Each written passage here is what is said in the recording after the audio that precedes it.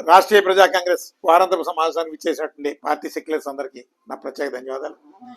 ఈరోజు ఆంధ్రప్రదేశ్లో ఒక వింత పోకడ జరుగుతుంది.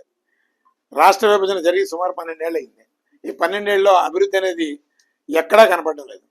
అసలు ప్రజలకి హక్కులని ఉన్నాయో లేదో తెలియదు. ఉపాధి అవకాశాలు లేవు. లేకపోగా ఏ జిల్లా కూడా అభివృద్ధి చెందలేదు. ఈరోజు జిల్లాల అభివృద్ధి చెందకపోగా రాష్ట్ర ప్రభుత్వం చేస్తున్నటువంటి ఘనకార్యం ఏంటంటే జిల్లాలను మరలా విస్తరిస్తున్నారు. అంటే 13 జిల్లాలు ఉండే 26 జిల్లాలు చేశారు. ఇప్పుడు మళ్ళీ 32 జిల్లాలు చేస్తానంటున్నారు.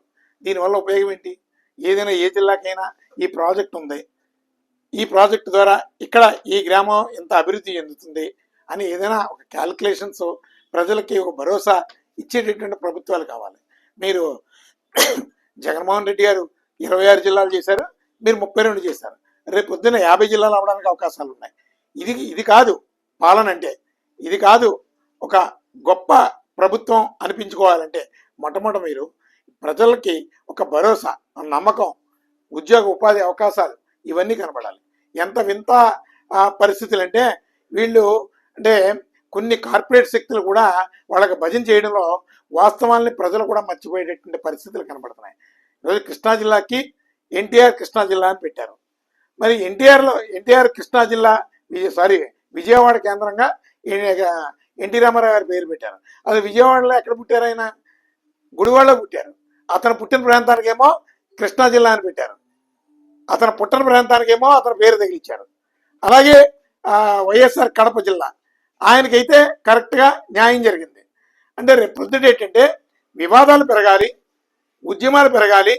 ప్రతి ప్రాంతంలోని వివాదాలతో ప్రజలు నిత్యం కొట్లాట్లలోని లేని ఉద్యమాల్లోని అవసరం లేనటువంటి ఉద్యమాల్లోని ఉండాలి. నిలువెత్తు విగ్రహం డాక్టర్ బిఆర్ అంబేద్కర్ గారి విగ్రహం విజయవాడ కేంద్రంగా పెట్టారు. అక్కడ అంబేద్కర్ని స్మరించడం మానేసి కోనసీమకు తీసుకొచ్చి బిఆర్ అంబేద్కర్ కోనసీమ జిల్లా అని పెట్టారు. ఇదంతా కూడా ఒక గందరగోళ పరిస్థితులు. ఈ గందరగోళ పరిస్థితుల్లో ప్రజలు రేపు ప్రొద్దున వివాదాలు పెరగడానికి తప్ప ఇంకొకటి ఏమీ లేదు. అందుకని ఈ ప్రభుత్వాలు చేస్తున్నటువంటి కుట్రల్లో కుతంత్రాల్లో ప్రజలు ఎక్కువగా నలిగిపోతున్నారు. ఇక్కడ వాస్తవాలను మర్చిపోయేటువంటి పరిస్థితులు కనబడుతున్నాయి. ఈ రాష్ట్రాన్ని కాపాడుకోవడానికి ఆంధ్రులు అనే ఒక భావజాలంతో అందరూ కూడా కులమతాలకు అతీతంగా నా రాష్ట్రాన్ని నేనే కాపాడుకోవాలి.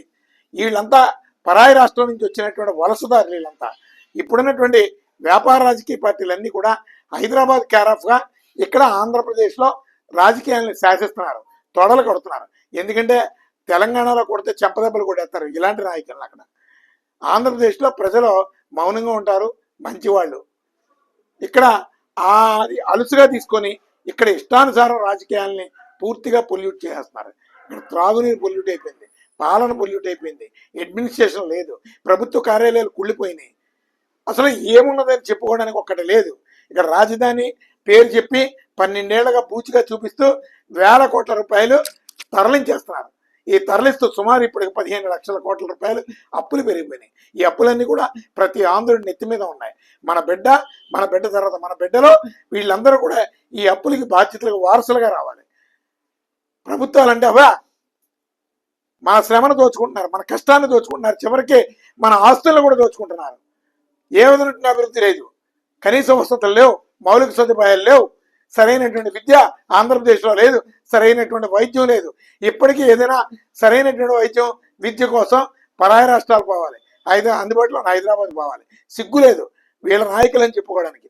ఈ నాయకులు ఊరేగింపులు దండలు వేసుకొని ఊరేగుతున్నారంటే ఆంధ్రప్రదేశ్ ప్రజల్లో ఒక మౌనం, అమాయకత్వం.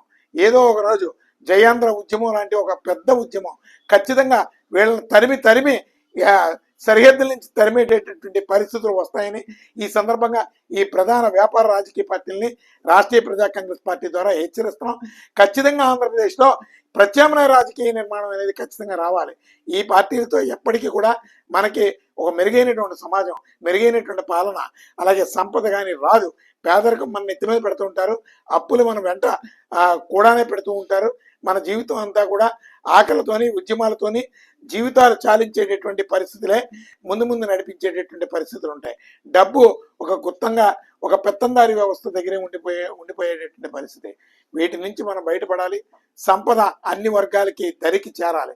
అన్ని వర్గాల ప్రజలకి సంపద ఉండాలి. అన్ని వర్గాల ప్రజలు సమాన హక్కులు పొందాలి. అది రాష్ట్రీయ ప్రజా కాంగ్రెస్ పార్టీతోనే సాధ్యం.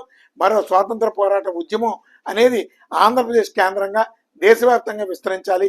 మరో జయాంధ్ర ఉద్యమం అనేది ఆంధ్రప్రదేశ్లో ప్రతి వ్యక్తి నోటితోని కూడా జై ఆంధ్ర అనే ఒక స్లోగన్ నినాదం భవిష్యత్తులో వస్తుందని ఈ సందర్భంగా చాలా ధీమాగా చెప్పడం జరుగుతుంది.